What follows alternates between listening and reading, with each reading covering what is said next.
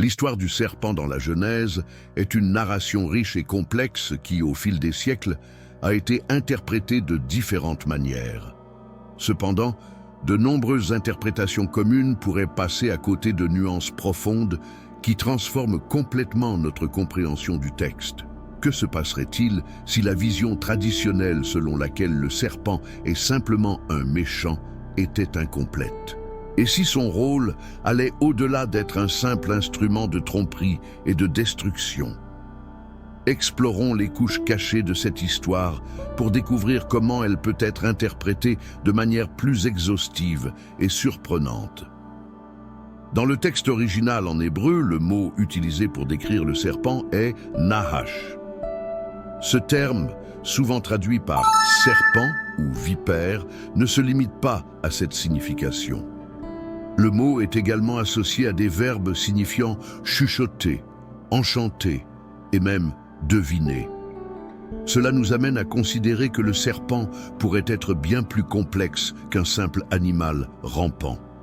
Sa description dans le texte biblique suggère une figure astucieuse, peut-être dotée d'un savoir qui dépasse l'ordinaire. Imaginez la scène dans le jardin. Ève marche entre des arbres luxuriants, la lumière du soleil filtrant à travers les feuilles. Tout semble en parfaite harmonie, puis apparaît le serpent. Il n'attaque pas, il n'intimide pas, il parle. Son ton n'est pas autoritaire, mais interrogatif. Dieu a-t-il réellement dit « Vous ne devez manger d'aucun arbre du jardin » Genèse 3:1. Notez le choix des mots. Ce n'est pas une affirmation, mais une question soigneusement formulée. Le serpent sème une graine de curiosité, invitant Ève à réfléchir aux règles qui régissent son existence dans l'Éden. Ève répond en expliquant qu'ils peuvent manger des fruits des arbres du jardin, sauf celui qui se trouve au milieu. Dieu a dit que nous ne devons ni en manger, ni y toucher, de peur de mourir, déclare-t-elle. Le serpent réplique alors, « Vous ne mourrez pas.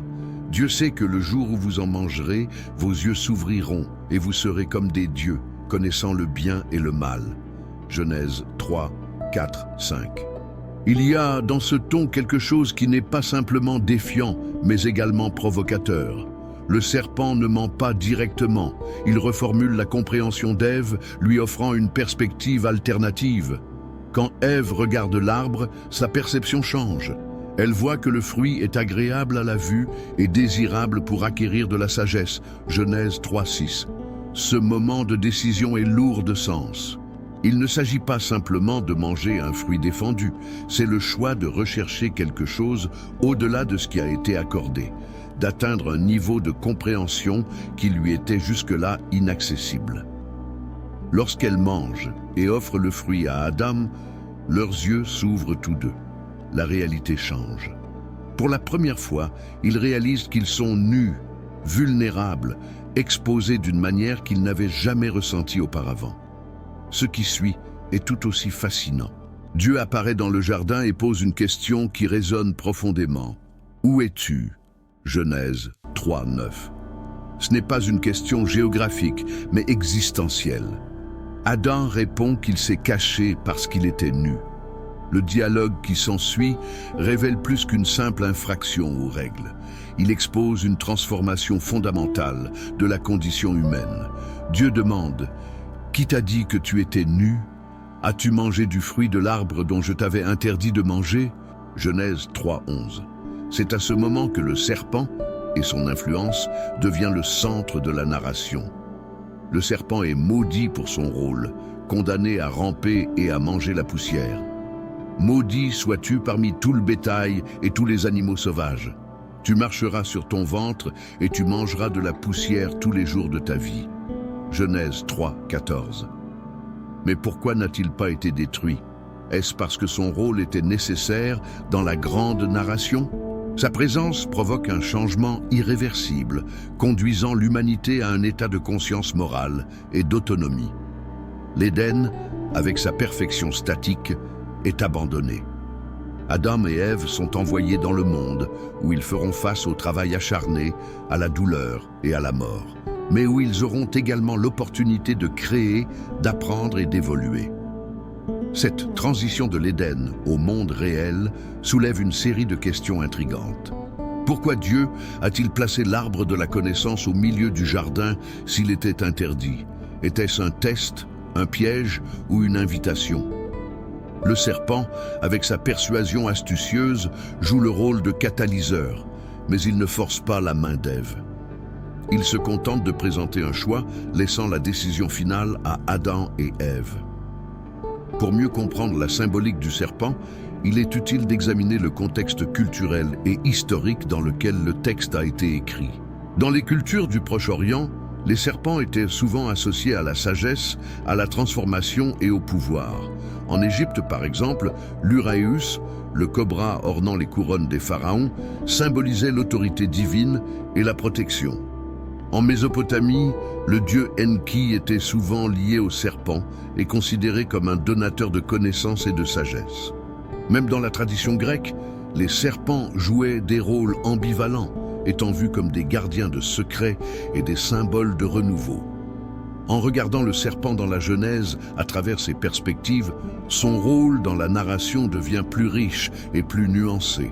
Il n'est pas seulement un agent de tromperie, il est aussi un symbole de transformation et l'incarnation du désir humain de chercher la connaissance et de dépasser les limites.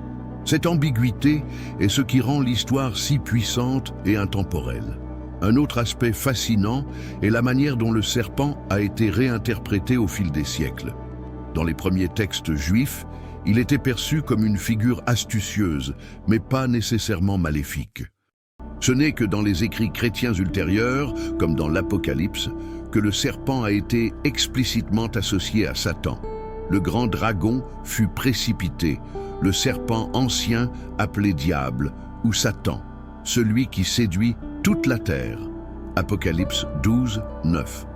Ce changement reflète une évolution théologique et culturelle, où la dualité entre le bien et le mal est devenue plus marquée.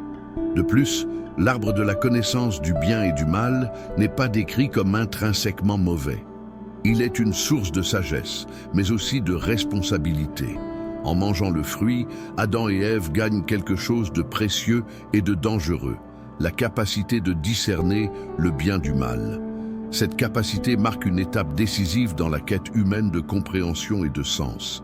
Il existe également un parallèle intéressant avec d'autres récits bibliques. Dans le livre des Nombres, Moïse érige un serpent d'airain pour guérir les Israélites mordus par des serpents venimeux. « Fais-toi un serpent brûlant et place-le sur une perche. Quiconque aura été mordu et le regardera, vivra. » Nombres 21, 8. Ici, le serpent est un symbole de salut, non de condamnation. Cela suggère que la symbolique du serpent est plus complexe et ambiguë qu'on ne le pense souvent. Et puis, il y a le thème du choix. Le récit de la Genèse ne traite pas seulement d'une transgression, c'est une histoire de liberté de choix, des conséquences de nos décisions et du coût de la connaissance. Le serpent, en défiant l'interdiction divine, introduit Adam et Ève dans un monde où l'autonomie est possible, mais pas sans prix. Au fil de l'histoire, l'humanité a lutté avec ces mêmes questions. Devons-nous nous contenter de la sécurité de l'ignorance ou risquer tout pour chercher la vérité? Que signifie réellement connaître le bien et le mal? Et jusqu'où sommes-nous prêts à payer le prix de ce savoir? Ces questions continuent de résonner, rendant l'histoire du serpent dans la Genèse aussi pertinente aujourd'hui qu'elle l'était il y a des milliers d'années. Le récit est un rappel puissant que la croissance et la transformation s'accompagnent souvent de douleurs et de pertes. Mais c'est aussi une célébration de la capacité humaine à apprendre, évoluer et chercher quelque chose de plus grand. Le serpent a peut-être été vilipendé au fil des siècles, mais peut-être que son rôle n'est pas aussi simple qu'il y paraît. Il n'a pas seulement introduit le chaos dans l'Éden, il a également ouvert la porte à la conscience, à la liberté et à l'humanité telle que nous la connaissons. Au final, l'histoire du serpent dans la Genèse est plus qu'un simple conte moral. C'est une exploration profonde de la condition humaine, de nos désirs les plus intimes et de nos choix les plus difficiles. En revisitant cette histoire avec un esprit ouvert, nous sommes invités à voir le serpent non seulement comme un méchant, mais comme un symbole de notre potentiel, de nos défis et de nos possibilités infinies. Dans l'introduction, nous avons soulevé des questions fondamentales. Et si la vision traditionnelle du serpent comme simple méchant était incomplète? Et s'il était plus qu'un simple instrument de tromperie? Maintenant, en conclusion, nous pouvons affirmer que ces questions ouvrent la porte à une réflexion plus riche et plus nuancée. Le serpent, en tant que figure centrale de cette histoire, s'écarte des rôles évidents de bonté ou de méchanceté et assume un rôle intermédiaire, un symbole de transformation et de choix. Il remet en question les normes établies, non par la force ou l'imposition, mais par la présentation d'une perspective alternative. Cet acte simple, une question, déclenche des événements qui façonnent toute l'histoire humaine dans le texte biblique et au-delà, la connexion avec la condition humaine. Lorsque Ève choisit d'interagir avec le serpent, elle ne fait pas que répondre à une question. Elle est confrontée à quelque chose que nous rencontrons tous à un moment donné dans notre vie. La possibilité de choisir entre accepter les règles telles qu'elles nous sont présentées ou chercher une compréhension plus profonde, même si cela comporte des risques. La transition de l'Éden, un lieu de perfection statique, vers le monde réel où Adam et Ève affrontent des défis et des adversités, reflète le propre cheminement de l'humanité. Nous vivons dans un monde où la connaissance et l'autonomie sont souvent accompagnées de responsabilités et de conséquences. Le serpent est, dans ce contexte, la personnification de ce dilemme universel. La narration commence par une question posée par le serpent. Dieu a-t-il vraiment dit cela? Cette question, simple dans sa formulation, contient en elle un univers d'implications.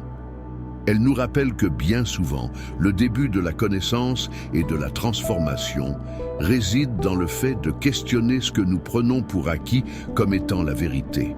Un appel à la réflexion. L'histoire du serpent dans la Genèse n'est pas simplement un récit du passé. C'est une allégorie vivante qui continue de résonner dans nos vies aujourd'hui.